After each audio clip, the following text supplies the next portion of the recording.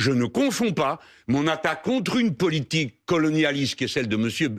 Netanyahou avec une critique de l'existence d'Israël que je ne ferai pas, d'accord? Et que ce soit bien clair. Vous n'êtes pas antisioniste?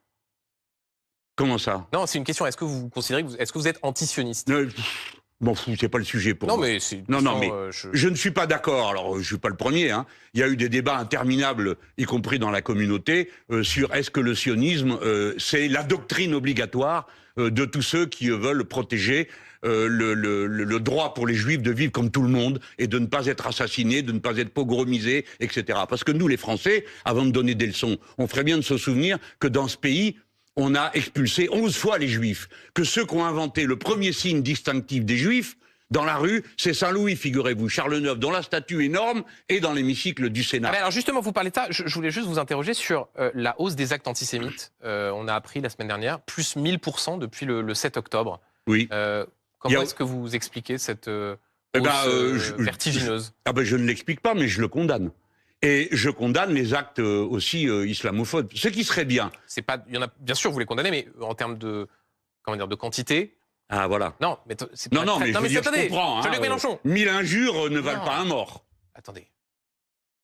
On peut poser les choses oui, sans allez-y, je vous en prie. Je vous dis juste. Donc vous condamnez l'attaque, la tentative d'incendie contre une mosquée aussi. Évidemment. Mais pourquoi, Jean-Luc Mélenchon, quand je vous interroge sur la hausse des actes antisémites, tout de suite les actes islamophobes. Pourquoi vous m'interrogez à moi sur la hausse des actes antisémites parce qu'on est en train de parler, vous me dites à l'instant, en France, on a expulsé 11 fois les Juifs, donc je vous pose une question là-dessus. Oui, et alors quelle est la question? Et donc la question, c'était comment est-ce que vous expliquiez cette progression vertigineuse je trouve ça des actes absurde. antisémites? Je trouve ça lamentable, et je suis pour que soient punis ceux qui les commettent. Mais je suis obligé de noter que les actes doivent être tous mesurés. Pour être crédible, monsieur Duhamel, pour que les gens, la France, toute la France doit... Vous considérez qu'il y a quelque chose de pas crédible dans les... Eh bien, quand il y a un incendie contre une mosquée à l'heure de la prière et qu'on dit que c'est pas terroriste, il y a peut-être un problème, non? Il y a peut-être un problème. Quand augmente de 10 000% les actes anti-insoumis dans le pays, quand on nous brûle notre maison, quand on nous attaque, quand on nous frappe, quand je suis menacé de mort, quand 2 personnes sont... Il y a un problème. Donc il ne faut pas donner l'impression que, en quelque sorte, la France serait un pays antisémite. La France n'est pas antisémite. Il y a une bande d'énergumènes antisémites, c'est pas pareil. Et je les récuse que... Et ça doit être mes compatriotes, je ne peux pas être d'accord avec ce type de comportement. L'antisémitisme est une absurdité. Ça n'a aucun sens, pas plus que le reste du racisme.